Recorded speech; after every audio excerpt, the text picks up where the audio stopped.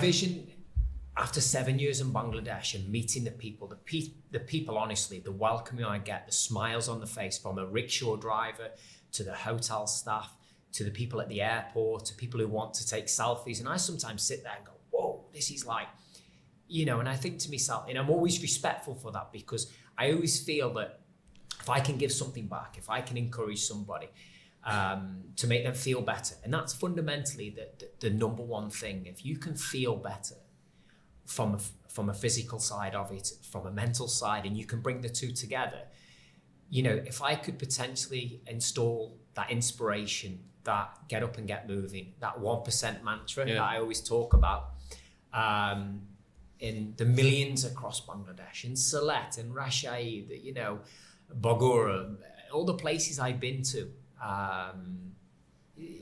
it's something that is a long-term vision. I've always wanted people to feel better, because I'm somebody that's gone through a lot of trauma in my life, in terms of when I lost my mum, when I lost my father in recent years, suffering with my own personal anxiety over the last 12 years.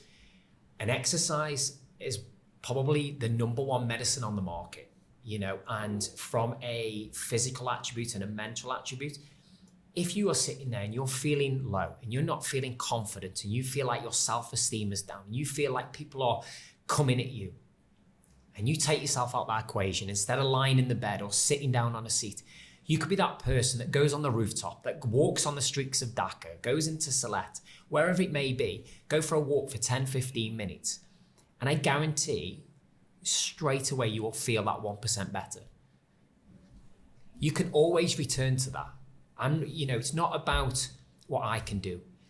One size doesn't fit all. We have to find our own way in life. Athletic development is a different ballgame. General well-being is a factor across all of Bangladesh. And can you imagine if we got this country moving more active? And you don't have to be a member of a gym. Yeah. Going for a walk, doing some home workouts, cycling, swimming, whatever it may be. But we have to change the mantra of copy and paste. We cannot be followers. How can I become a leader? How can I look at Richard and go, oh, okay, what could I do that's going to inspire my family, inspire my friends? What could I do different? Because then you get a pyramid effect. So Nabil, you're now like the top of your pyramid, and you've got your followers, you've got your friends, and if you go out and do something, you can make an impact on each person in that pyramid, and then that person starts doing something, and then that person starts doing something. And before you know, we've got a wider community. Because fitness is just a word. It's just a word. If you want a little bit more, you need to work that little bit harder. But it's one step at a time. I always say that. It's one step at a time. You cannot go out there and run 5K like that. You can't do it. But if you go out and go walk 1 kilometer, and then maybe a week later you transition into 2 kilometers, and all of a sudden it's like, oh, okay, this is not too bad actually. I can do this. And the beauty of walking, it's free. It doesn't cost you anything. And then you start to find your own way. We're very blessed on this planet to explore, to persevere again. Okay, if something doesn't work for you, maybe this might work for you. But I've always had a vision that I would love to inspire not just a few cricket players, a nation to become more active, to be more conscious about their well-being. Nutrition can be challenging, but also it's not, it's only challenging, but because we allow it to be challenging. And I always say this as well, there's no right or wrong way. We defy the laws of science every single day as human beings. We do this across the world, physically, medically, mentally.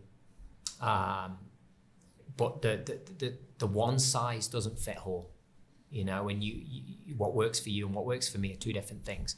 But the end goal is the same. Why do we do it? How do we do it? And what does it feel like? If it feels good, then keep doing it. Simple as that. You don't need to be told by anybody what you should and shouldn't be doing. I make mistakes daily. Okay, but I stay true to myself. And if be consistent, be determined, be focused, then you're on the right path.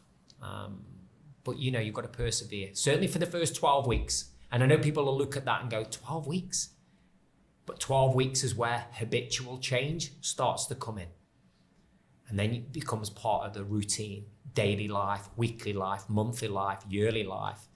And in Bangladesh now, there's a lot of more opportunities to be active and moving more, which I've certainly seen in the last 7 years, how it's grown as a country, which is brilliant to see.